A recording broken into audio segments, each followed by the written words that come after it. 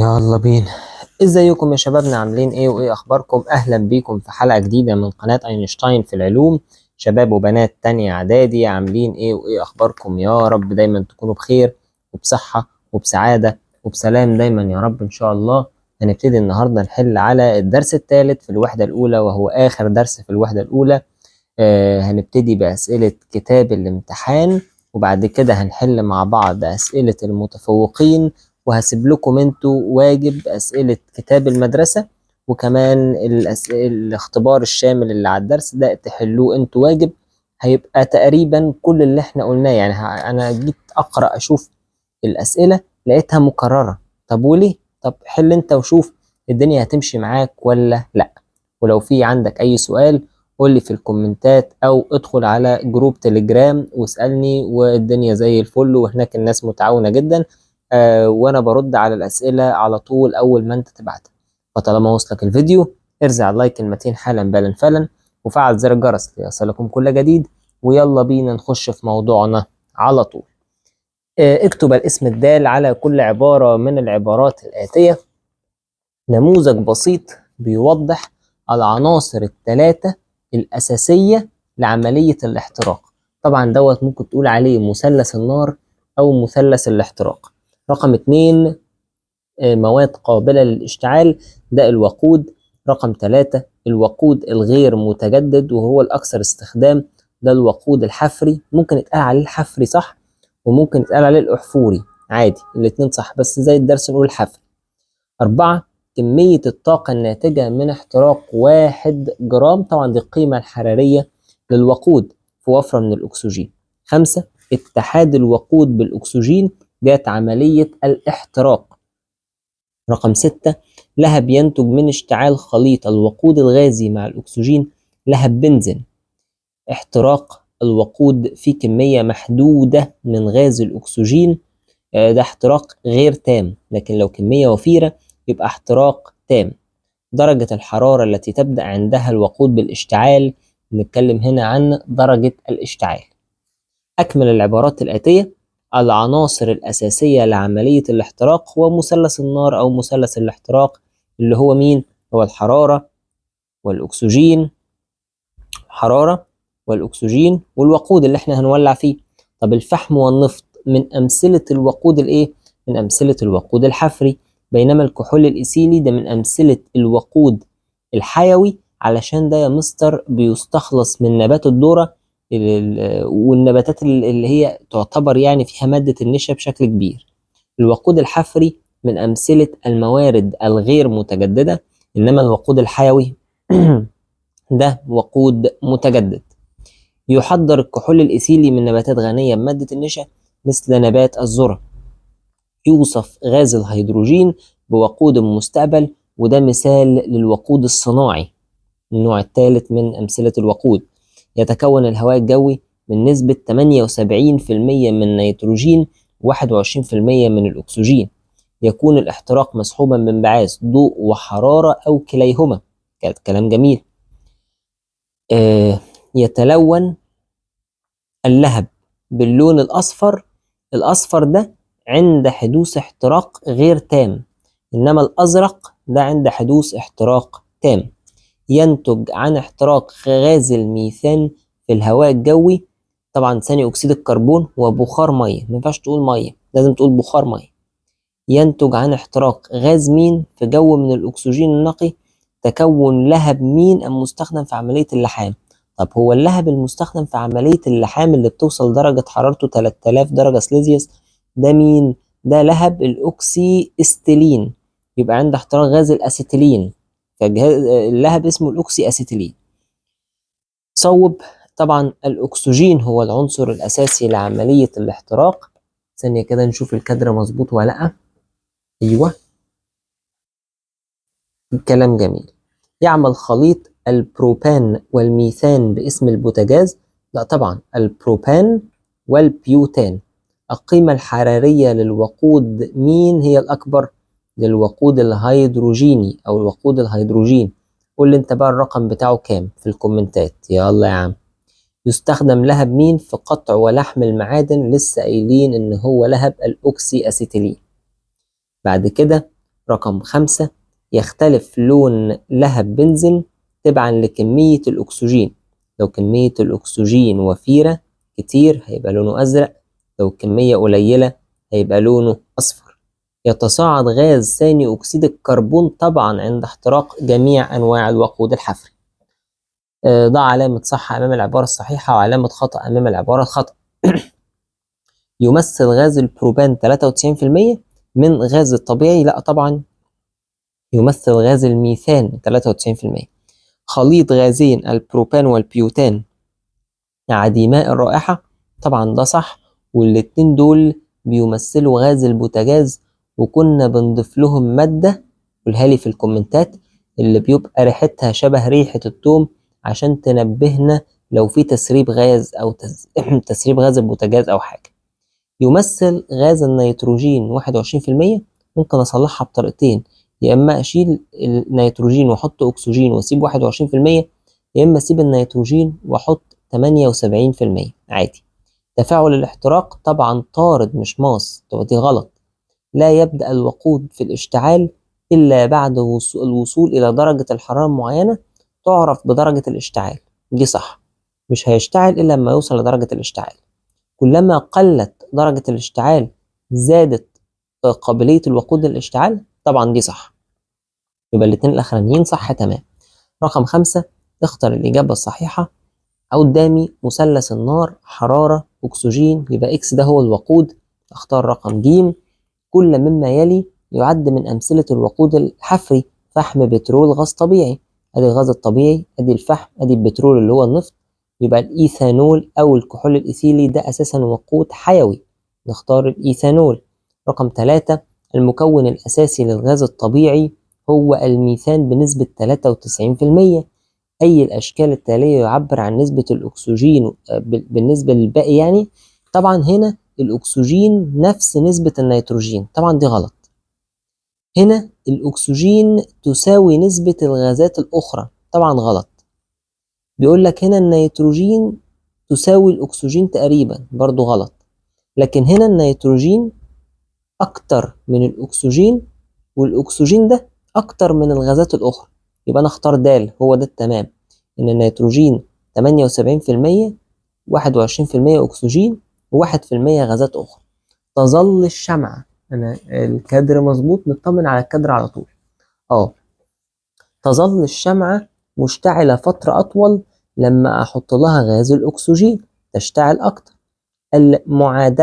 المعادلة التالية توضح الاحتراق التام للوقود الهيدروكربوني، اللي هو مثلا زي CH4 غاز الميثان، لما يتحرق هيديني ثاني أكسيد كربون ومية، فثاني أكسيد كربون ومية CO2 و H2O.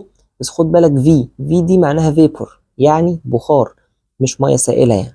ماشي. تصل درجة حرارة احتراق غاز الأسيتيلين في وفرة من غاز الأكسجين طبعا 3000 درجة سليزيوس، ودي تكفي للحم وقطع المعادن. ما المقصود؟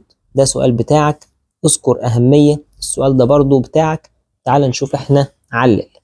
يعد الكحول الإيثيلي من الموارد المتجددة، طبعا لأن أنت ممكن تحصل عليه من النباتات الغنية بالنشا مثل نبات الذرة. يفضل استخدام الوقود الحيوي عن الوقود الحفري، لأن الوقود الحيوي من الموارد المتجددة، إنما الوقود الحفري من الموارد الغير متجددة، يعني ممكن تخلص. تضاف نسبة ضئيلة جدا من غاز، أيوه أهو، الإيثانثيول هو ده الغاز اللي شبه ريحة التوم. طب ليه بنضيفه؟ لاتخاذ الإجراءات الأمان المناسبة عند حدوث حالة تسريب الغاز، لأن رائحته عديمة الرائحة، وغاز الإيثانثيول يميز برائحة التوم، فتحس بريحته فتروح تقفل الغاز أو تقفل البوتاجاز عادي جدا. رقم 4 انطفاء شمعة من البرافين موضوعة تحت ناقوس زجاجي بعد عدة دقائق. ايه اللي يحصل؟ هو الناقوس الزجاجي ده فيه أكسجين. طب ليه بتنطفي؟ عشان الأكسجين ده بيستهلك في عملية الاحتراق، فبينفذ كمية الغاز الأكسجين اللي بتبقى موجودة داخل الناقوس الزجاجي، بتخلص واحدة واحدة. رقم 5، احتراق قطعة من الصوف الفولاذي في مخبار به أكسجين نقي، طبعا بتبقى أسرع من الهواء الجوي، لأن نسبة الأكسجين في الهواء النقي بتبقى 100%، بتبقى أكبر من نسبة الأكسجين اللي موجودة في الهواء الجوي اللي بنسبة 21% فقط. يبقى لزيادة تركيز الأكسجين النقي في المخبار عن تركيز الأكسجين في الهواء، وكلما زاد معدل الأكسجين أو نسبة أو تركيز الأكسجين بيزداد معدل الحرق. جميل. يتلون لهب بنزين بألوان مختلفة، طبعا يتلون لهب بنزين بألوان مختلفة تبعا لتركيز وكمية ووفرة غاز الأكسجين. فلو في وفرة من غاز الأكسجين هيديني لون أزرق، ولو في إن هو كمية غاز الأكسجين محدودة هيديني لون أصفر. اشتعال عود ثقاب عند احتكاكه بسطح خشن. الاحتكاك بيولد حرارة بتساعد لبدء تفاعل طارد للحرارة. تحدد درجة الاشتعال مدى خطورة الوقود، لأن كلما قلت درجة الاشتعال تزداد قابلية الوقود للاشتعال وتزداد خطورة الوقود كذلك. استخدام بوجيهات في السيارات. البوجيهات دي هي اللي بتدي الشرارة الأولى لبدء التفاعل وعمليات الاحتراق، فبتحرق الجازولين في وجود الهواء، وبالتالي بتولد برضو الطاقة اللازمة لحركة السيارة. شكرا. رقم 10، يستخدم لهب الأوكسي أسيتيلين في قطع ولحم المعادن. ليه؟ لأن درجة الحرارة بتاعته بتوصل ل 3000 درجة سليزيوس وهي تكفي لذلك. طبعا مفيش سؤال في ده، في فكرة، فأنا بجاوبك بسرعة كده لو أنت برضو مش عارف إجابة حاجة. طيب نخش على اللي بعده. ثانية واحدة نظبط كده الكلام عشان ما نقعدش نقلب كتير، بس يلا بينا. ماذا يحدث؟ اشتعال شمعة البرافين ووضعها تحت ناقوس زجاجي. طبعا الشمعة هتنطفئ لاستهلاك ونفاذ كمية الأكسجين اللي موجودة داخل الناقوس. 2، اشتعال الوقود الغازي في كمية محدودة من غاز الأكسجين في لهب بنزين. يتلون لهب بنزين باللون الإيه؟ برافو عليك، باللون الأصفر. احتراق الهيدروكربونات في الهواء هتحصل أولا، هيكون ثاني أكسيد الكربون وبخار مية في تفاعل طارد للحرارة. احتراق غاز الأسيتيلين احتراق تام في وجود وفرة من غاز الأكسجين. اللي هيحصل ببساطة يعني بلطافة كده إن هتطلع درجة تفاعل طبعا طارد للحرارة في درجة حرارة 3000 درجة سليزيوس من قوسين، يعني ده لهب مين؟ الأوكسي أسيتيلين. قارن بين الوقود الحفري والوقود الحيوي والوقود الصناعي من حيث الأمثلة والاستخدام بتاعتك أنت، كانت في أول الدرس سهلة. لهب بنزين في حالة الاحتراق التام وفي حالة الاحتراق الغير تام، برضو دي بتاعتك، قول لي اللون هنا واللون هنا هيبقى عامل ازاي. ادرس الأشكال التالية. الشكل المقابل أهو، الشكل المقابل بيعبر عن احتراق قطعتين من الفحم، إحداهما في الهواء الجوي والأخرى في وفرة من الأكسجين.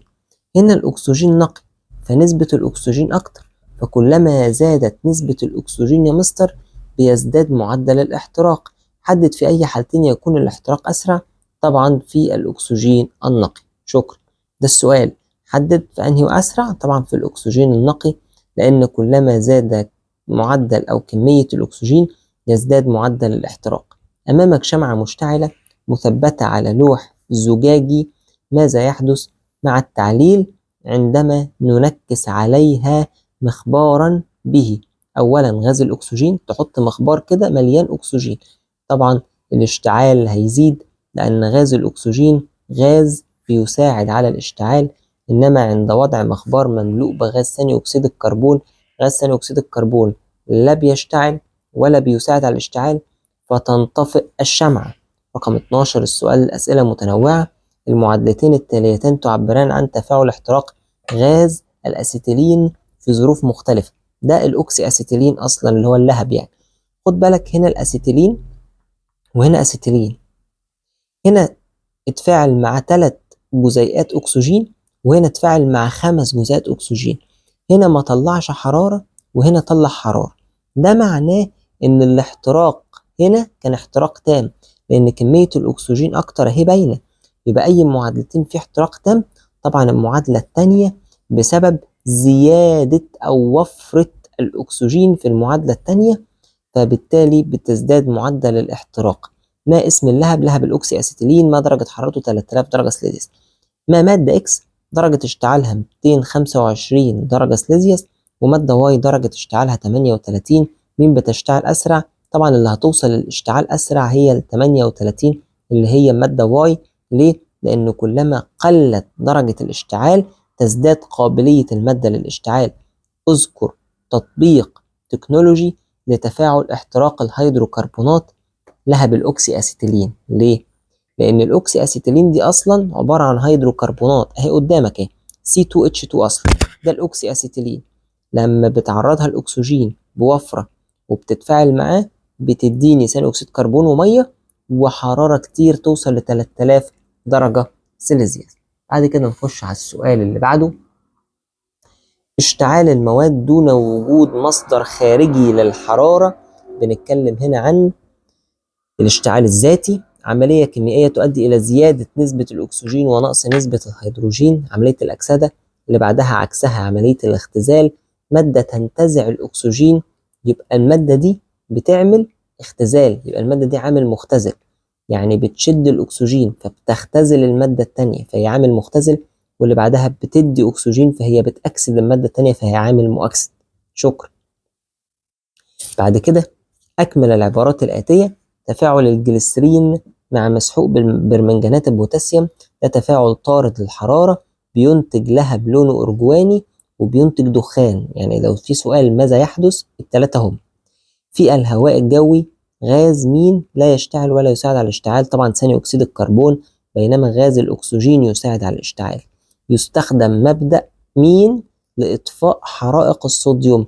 عشان أطفي حرائق الصوديوم كنت بستخدم الرمل، والرمل كان بيغطي على الحريقة ويمنعها من التفاعل مع الأكسجين. فالمبدأ هنا هو مبدأ عزل الأكسجين. بينما يستخدم مبدأ مين لإطفاء حرائق ناتجة عن تسرب الغاز. لما بيتسرب الغاز أنا بقفل مصدر الغاز فبعزل الوقود، ما هو الغاز ده يعتبر وقود، أنا بعمل عزل للوقود. عند إمرار غاز الهيدروجين على أكسيد النحاس الساخن. طبعا نركز بس كده مع بعض، نعمل المعادلة دي كده. لو في معادلة نحاول نعملها مع بعض، ركز معايا. غاز الهيدروجين اهو زائد أكسيد النحاس CuO. الأكسجين هتنط من هنا لهنا فهتدينا H2O زائد Cu. ده كده حصل له إيه؟ ده كده حصل له اختزال، نقص أكسجين يبقى حصل له اختزال.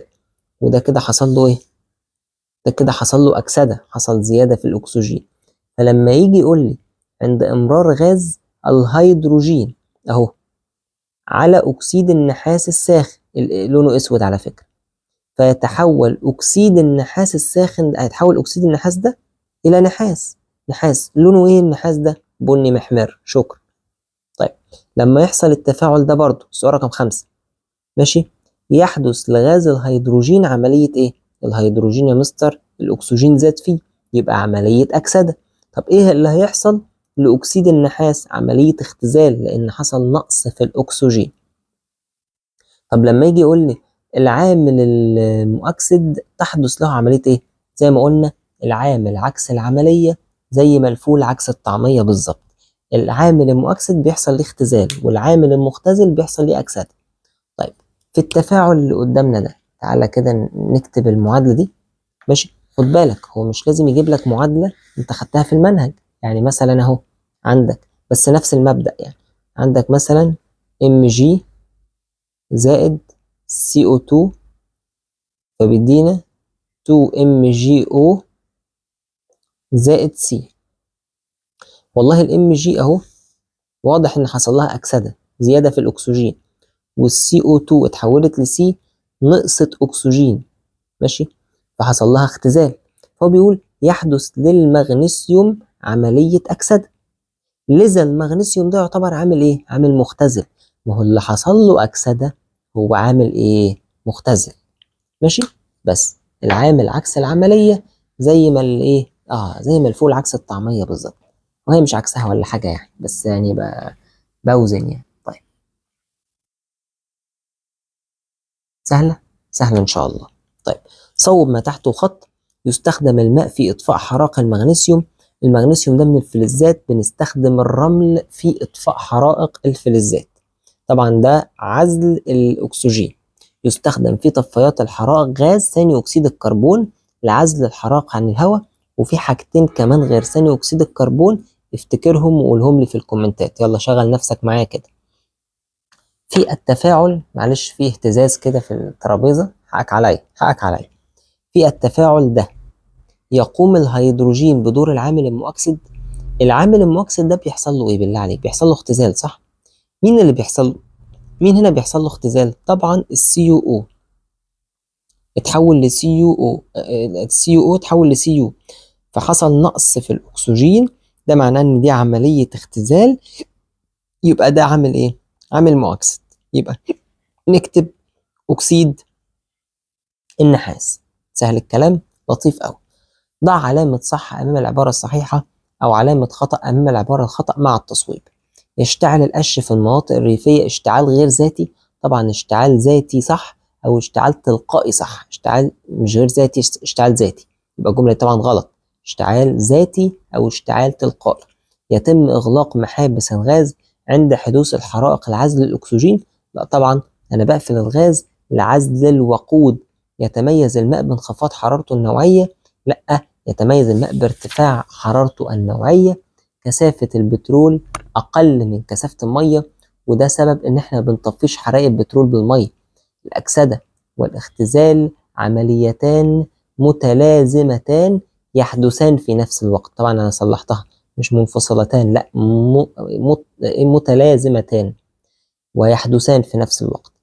تتسبب تفاعلات الأكسدة والاختزال في فساد الطعام؟ طبعا، طبعا صح. اختر الإجابة الصحيحة مما بين الإجابات المعطاة. اشتعال الجليسرين باستخدام برمنجانات البوتاسيوم يصاحبه تكوين لهب أرجواني. يلا اللي بعده. كل مما يلي من مبادئ الإطفاء ما عدا مين؟ عزل الوقود، عزل الأكسجين، التبريد، كل ده صح ما عدا عزل ثاني أكسيد الكربون. أنا مش محتاج أعزل ثاني أكسيد الكربون، ده بالعكس ثاني أكسيد الكربون ده بيطفي. خلاص كده، يبقى كل مما يلي من مبادئ الإطفاء ما عدا مين؟ ما عدا ان انا اعزل ثاني اكسيد الكربون. لا، انا عايز اعزل الاكسجين، ده انا عايز اضيف ثاني اكسيد الكربون عشان يطفي اصلا. يبقى انا بختار الغلط لما هو يقول لي ما عدا. تعمل تغطية حرائق اواني القلي بغطاء معدني. ليه؟ لان الغطاء المعدني ده بيمنع وصول الهواء، بمعنى اصح يعني بيعزل الاكسجين. شكرا. غاز لا يشتعل ولا يساعد على الاشتعال، غاز ثاني اكسيد الكربون. إطفاء حرائق الغابات بالمية بيحقق مبدأ من المبادئ الأساسية لإطفاء الإيه؟ لإطفاء الحرائق. طب إيه هو مبدأ المية؟ المية ديت بالمية صح؟ ده التبريد طبعا. المية دي تبريد، بتطفي حرائق الغابات وحرائق الورق وحرائق الخشب. طيب، المعادلة Mg زائد CuO هيدينا MgO زائد Cu. تعبر عن التفاعل ده بإيه؟ التفاعل ده في ثانية تفاعل أكسدة واختزال. ليه؟ لأن الام جي بقت ام جي او فحصل لها أكسدة، والسي يو او بقت سي يو حصل لها اختزال، نقص في الأكسجين، فده تفاعل أكسدة واختزال. من التفاعل ده أي مما يلي يعد صحيح. الام جي حصل له أكسدة، ام جي بقى ام جي او انضاف له أكسجين، فالام جي يتأكسد الام جي. والسي او 2 حصل له اختزال، نقص الاكسجين بتاعه، كان سي او 2 بقى سي بس، فالاكسجين قل فحصل اختزال، يبقى يختزل ثاني اكسيد الكربون. في التفاعل ام جي زائد زد ان او هيدينا ام جي او زائد زد ان. ما الماده التي حدث لها اكسده؟ باينه والله، الام جي. ام جي بقت ام جي او، فنسبه الاكسجين زادت في الماده، فكده حصل لها اكسده، يبقى المغنيسيوم. تمام. ما العامل، نركز كده مع السؤال اللي جاي ده. ما العامل المؤكسد في هذا التفاعل العامل المؤكسد، يبقى هو اللي حصل له اختزال. طبعا ال PO2. ليه؟ لأن ال PO2 ده كان فيه أكسجين بقى ما فيهوش أكسجين، معنى كده إن حصل له اختزال، يبقى هو العامل المؤكسد. وسط الفكرة؟ يبقى PO2. المادة التالية CH4 زائد 2O2 هيدينا CO2 زائد H2O. التفاعل ده يعتبر إيه؟ التفاعل ده احتراق وأكسدة واختزال. احتراق وأكسدة واختزال. ليه بقى؟ أولا احتراق لأن التفاعل دوت احتراق غاز الميثان هيدروكربونات، فده معروف. تاني حاجة لأن الكربون هنا كان جنبه هيدروجين، فجأة الهيدروجين قل والأكسجين زاد، أكسدة وش. بعد كده الأكسجين ده إيه؟ الأكسجين دوت انضاف ليه هيدروجين فحصل له اختزال. هي احتراق وأكسدة واختزال. ما ينفعش معادلة يبقى فيها أكسدة بس، وما ينفعش معادلة يبقى فيها اختزال بس. يعني ألف وب دي أنا بستبعدها من أي اختيار. خلاص كده؟ جميل. تاني أنا عايز أروح للسؤال رقم 9 بالراحة. ماشي؟ واحدة واحدة. أدي ال PO2 زائد 2H2 هيدينا BB زائد 2H2O. ال PPO2 بقى BP. ده معناه إيه؟ ده معناه نقص في الأكسجين. نقص في الأكسجين يبقى عملية إيه؟ عملية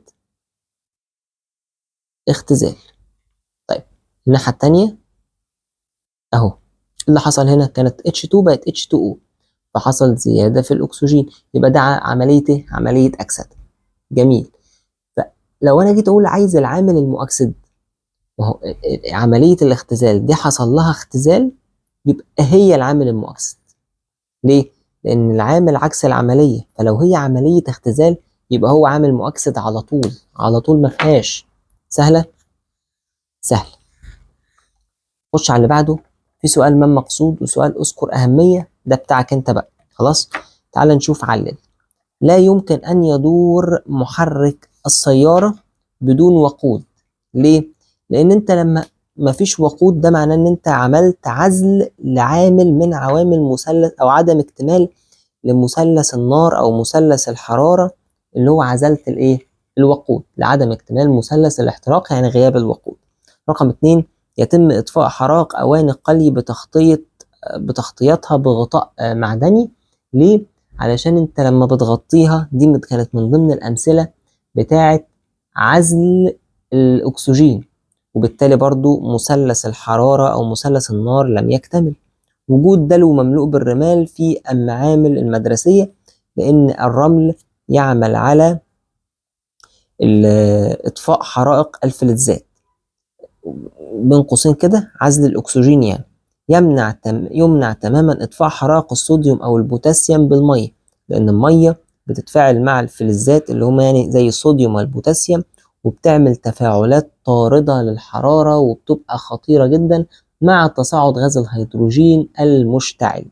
طيب رقم 5 يستخدم غاز ثاني أكسيد الكربون في إطفاء الحرائق لأنه لا يشتعل ولا يساعد على الاشتعال. يستخدم الماء في إطفاء الحرائق بتاعة الورق والخشب.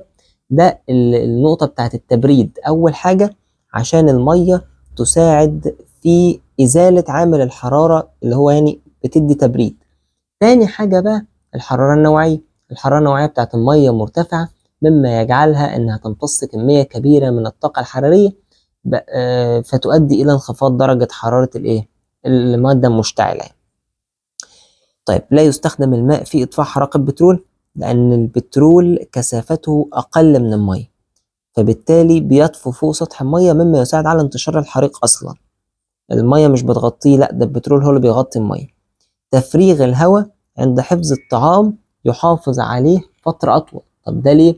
لأن ده بيوفر بيئة الأكسجين فيها قليل، مما يقلل من تفاعلات الأكسدة والاختزال. تفاعلات الأكسدة والاختزال دي هي اللي بتبوظ الأكل.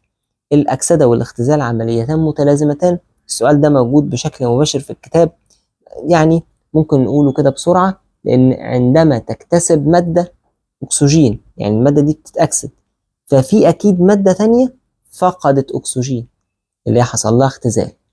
ونفس الكلام بقى على الهيدروجين، الماده اللي بتفقد هيدروجين، في ماده فقدت هيدروجين يعني اتاكسدت، في ماده اخرى اكتسبت هيدروجين يعني حصل لها اختزال.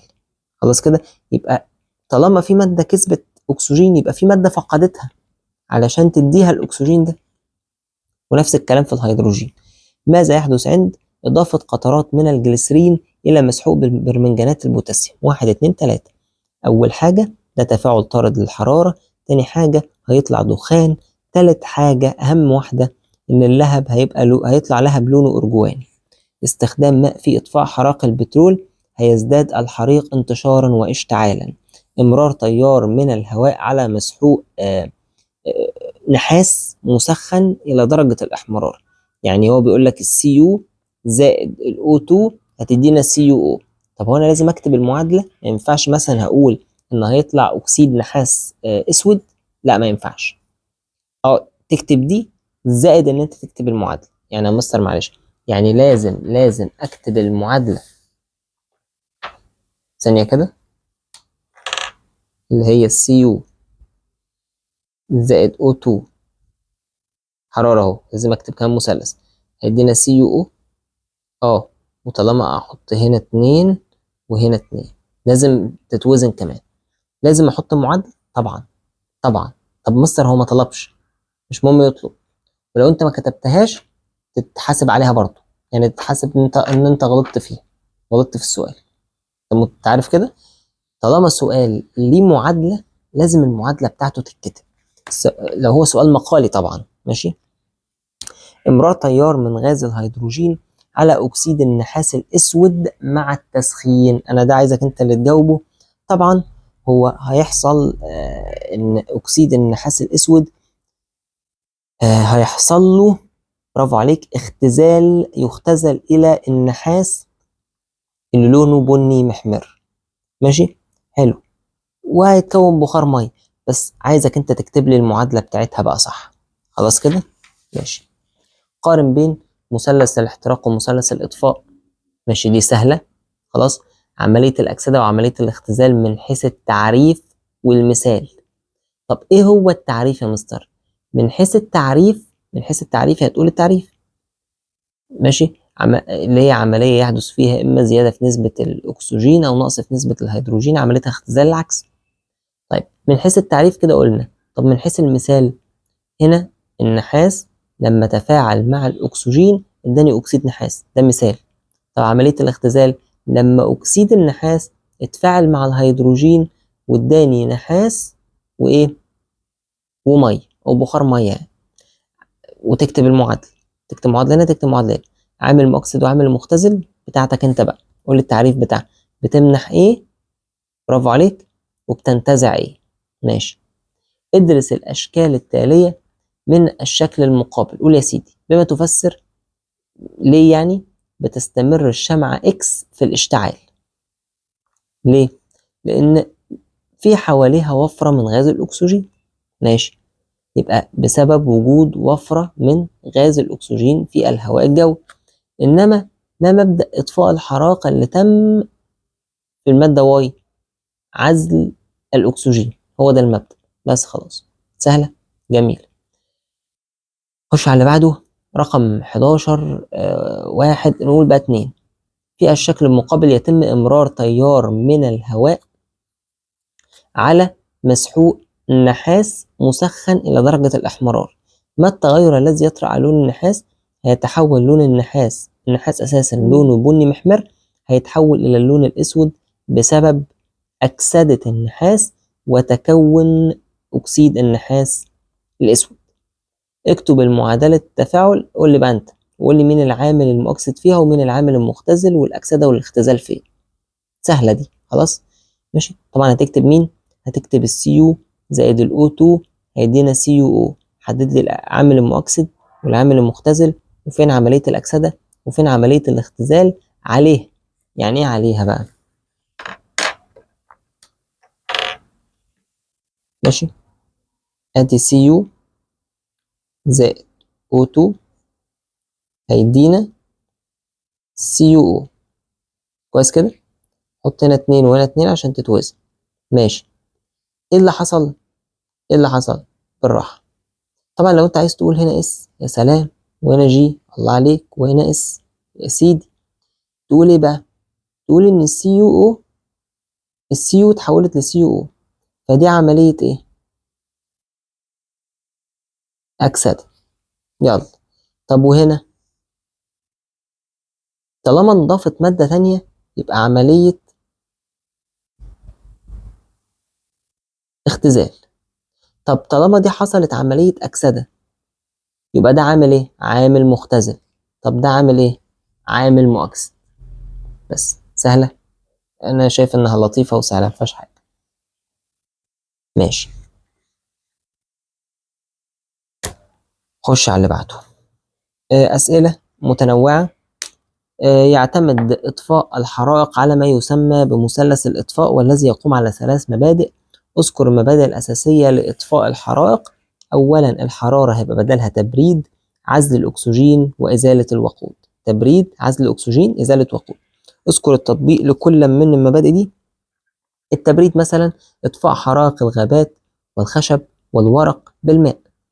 التانية مثلا عزل الوقود، يعني ماشي، إطفاء إطفاء غاز البوتاجاز عند حدوث تسريب، فأنت كده أزلت الوقود.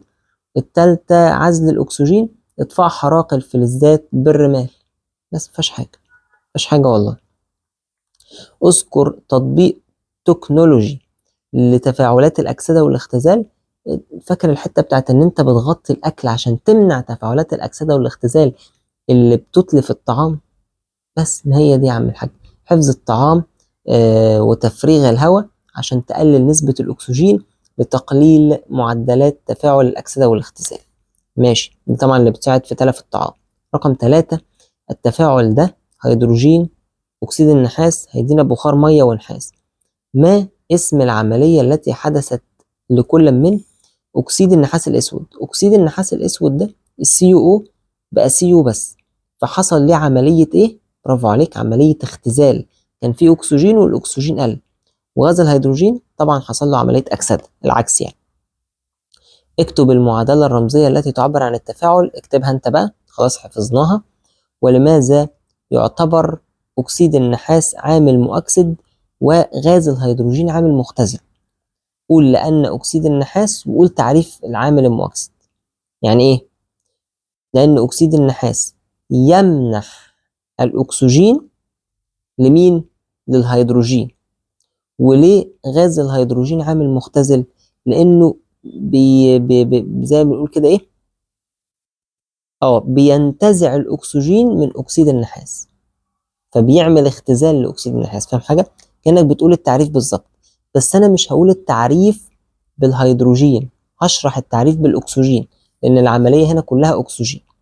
اكتب المعادلة، اكتب المعادلة بقى ماشي، بس ما تكتبش فوق السهم حرارة وانت بتكتب المعادلة الرمزية، بنكتب مثلث. ماشي. المعادلة المقابلة تمثل تفاعل أكسدة واختزال. طبعا H2S بقت S بس. حلوة دي قوي، ده حصل نقص في الهيدروجين، دي عملية أكسدة. السؤال ده حلو قوي. ده يعني دي بقى الفكرة التانية، احنا كل شوية عمالين نقول أكسجين أكسجين أكسجين، لا ما هو نقص الهيدروجين برضو أكسدة، واكيد التانية اختزال. الاكسجين هنا اهو ما بقاش موجود، يبقى طبعا الاكسجين قل، يبقى دي عمليه اختزال. برافو. حدد العامل المؤكسد والعامل المختزل.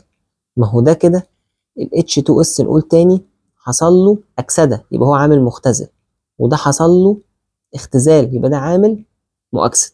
برافو عليك، العكس على طول. اسئله المتفوقين، اسئله مستويات التفكير العليا، انا هنحل لحد هنا وعلى الله يعني. أي مما يلي يعبر عن التفاعل الحادث عند احتكاك عود ثقاب بسطح خشن؟ أول حاجة التفاعل ده تفاعل احتراق. برافو، يعني تفاعل طارد للحرارة.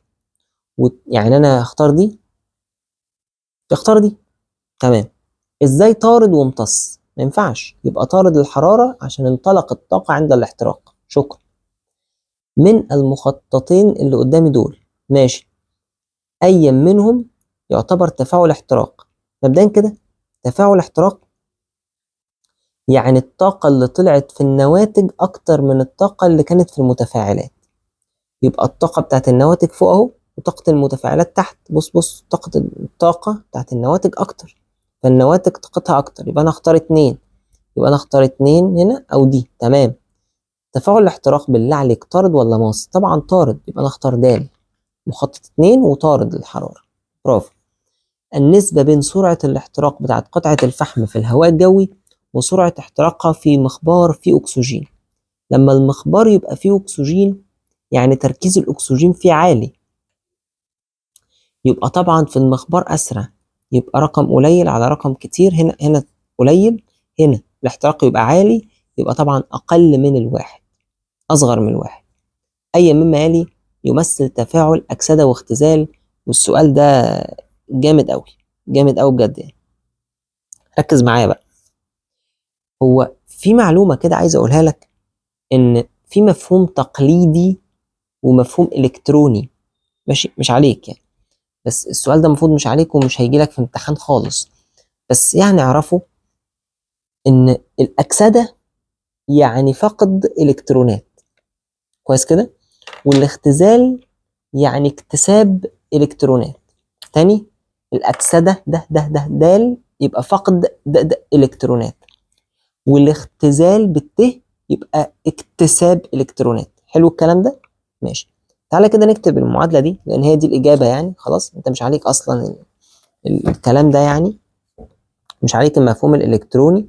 أنت عندك اف اي ادي 4 اهو زائد O2 هيدينا 2 اف اي 2 O3.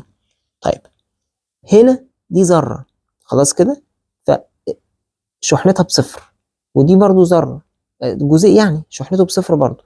ده شحنته بكام؟ ده تكافؤه في يوم من الأيام كان ثلاثي، عشان كده ادى ده 3، فده كده موجب 3، وده كده أكيد تكافؤه 2، يبقى ده كده سالب 2. يبقى الاف اي في يوم من الأيام كانت 4 اف اي اهو، ماشي، 4 اف اي موجب 3. ركز معايا بقى في الحتة دي. يعني كان صفر بقى موجب 3. الموجب ايه اللي حصل له؟ الشحنة الموجبة حصل لها ايه؟ زادت. حلو. يبقى الشحنة السالبة قلت. الشحنة السالبة دي اللي هي مين؟ اللي هي الإلكترونات. فالإلكترونات كده ايه اللي حصل لها؟ قلت. يعني حصل فقد ولا اكتساب؟ حصل فقد في الإلكترونات. تبقى عملية ايه؟ أكسدة. مش عليك طبعا الكلام ده. يبقى الاف اي ده حصل لها ايه؟ أكسدة. طب تعالى نشوف الاو 2. الاو 2 يا مستر اهي شحنتها كانت بصفر، وديناها الناحية التانية لقيناها 2. لا مش 2 ايه، 6. مش عليك 6 دي ليه يعني؟ خلاص كده او سالب 2. سؤال، الشحنة هنا كانت كام؟ صفر، بقت سالب 2، يبقى السالب زاد، يبقى الإلكترونات زادت، يبقى حصل اكتساب للإلكترونات. اكتساب يبقى ايه؟ اختزال. يبقى حصل اختزال. وصلت انا عايز اقول ايه؟ يبقى الاف اي ده حصل، يبقى الاف اي ده اكسده، حصل له اكسده، والاو 2 ده حصل له اختزال. وطبعا الاف اي اللي حصل له اكسده عامل مختزل، والاو 2 اللي حصل له اختزال ده عامل مؤكسد. ماشي.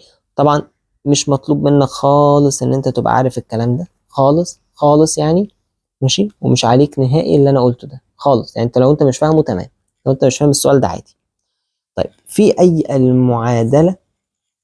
معادله تقوم الماده التي تحتها خط بدور العامل المختزل؟ تعال نشوف. ماشي. السي او الف اهي هنبدا بيها. سي او بقت سي او 2 ديت حصل لها اكسده، يبقى هي العامل المختزل، نختارها خلاص. تاني، سي او كانت باكسجينه واحده بقت سي او 2 باكسجينتين، ده معناها ايه؟ ان الاكسجين زاد. خلاص اكسجين زاد تبقى عمليه اكسده، يبقى هي عامل مختزل، يبقى نختار الف. خش على اللي بعده. في التفاعل الجميل اللي بسمسم ده، CuO زائد NH3 هيدينا N2 زائد 3H2O زائد 3Cu. طيب أي ما لا يعد صحيح. طب تعالى كده نركز مع بعض. الCuO بقى Cu، حصل نقص ولا زيادة في الأكسجين؟ نقص، يبقى ده حصل له اختزال. يبقى ده عامل إيه؟ برافو عليك، عامل حصل له اختزال، يبقى عامل مؤكسد وحصل له اختزال. طب ال NH3 أهي بقى N، يعني ده حصل له إيه؟ حصل يعني فقد هيدروجين، يبقى حصل له أكسدة، يبقى عامل مختزل. تعالى بقى نشوف العامل المؤكسد هو الCuO، ماشي. المادة المختزلة اللي حصل لها اختزال، يعني اللي حصل لها اختزال دي هي الCuO برضه. ما هو ده كلام مظبوط، يبقى ألف. والله توقعتها أصعب من كده يعني. تاني، ما هو المادة اللي حصل لها، ركز معايا كده، المادة اللي حصل لها اختزال هي العامل المؤكسد، لأن العامل عكس العملية. خلاص ركز معايا. طيب، وضعت 3 شمعات متماثلة في 3 برطمانات في نفس الوقت كما بالشكل ده، وتم تخطيط البرطمان 2 و3 وسبت البرطمان 1 مفتوح. أي هذه الشموع سوف ينطفئ لهيبها أولا؟ رقم 3. ليه؟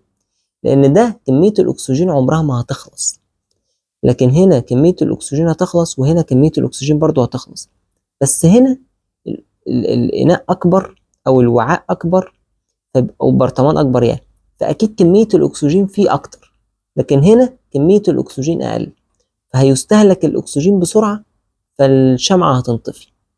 وضح عمليتي الأكسدة والاختزال في التحولات من A إلى D. تعالى بقى ركز معايا. الإس بقت SO2، طبعا دي أكسدة، الأكسجين زاد. الSO2 بقت SO3، كان 2 أكسجين بقت 3 أكسجين، برضه عملية أكسدة. طب ال SO3 بقى H2S، الأكسجين قل والهيدروجين زاد في نفس اللحظة، دي عملية اختزال مجرمة، يعني فيها نقص أكسجين وزيادة هيدروجين. بعد كده ال H2S بقت S، يعني كان فيه هيدروجين ما بقاش فيه، يبقى حصل نقص في الهيدروجين، إذا ده عملية إيه؟ برافو عليك، عملية أكسدة. يبقى أنت عندك أكسدة أكسدة أكسدة، وواحدة بس هي الاختزال اللي هي C، نقص أكسجين وزيادة هيدروجين في نفس الوقت. حل أنت بقى أسئلة كتاب المدرسة، ما فيهاش حاجة جديدة صدقني، نفس الأفكار بس ما عدا السؤال ده. اسم الغازين، الغاز إكس دوت هو غاز مضغوط يساعد على الاشتعال، طبعا الغاز إكس ده هو غاز الأكسجين، والأسطوانة واي فيها غاز مضغوط قابل للاشتعال عشان يعمل لهيب. هو الأكسجين ده كان مع غاز مين؟ برافو عليك، الأسيتيلين. جدع جدع، برافو عليك. يبقى ما اسم الغازين قلناه، وما اسم اللهب اللي بيتكون، ودرجة حرارته كام. احنا بنعيد في الأسئلة بقى، ماشي. وكان في يمكن الاستفادة من فهم تفاعلات الأكسدة والاختزال من حفظ الطعام، انت دي عارفها، بتفرغ الهواء علشان تقلل من تفاعلات الأكسدة والاختزال اللي بتعمل على تلف الطعام، وهكذا بقى، ماشي. تستخدم المية ولا الرمل في إطفاء حرائق الصوديوم. هتلاقي كل الأسئلة دي احنا حليناها بشكل أو بآخر. خلاص كده. أي أنواع الوقود التالية تكون قيمته الحرارية أعلى الهيدروجين؟ وطلبت منك كمان تقول لي قيمته الحرارية كام في الكومنتات. فيعني لو انت استفدت من الفيديو يا عم الحاج، ارزع اللايك المتين حالا بالا فعلا، وفعل زر الجرس ليصلكم كل جديد، وبرضو ده كمان واجب. و see you later يا شبابنا and goodbye.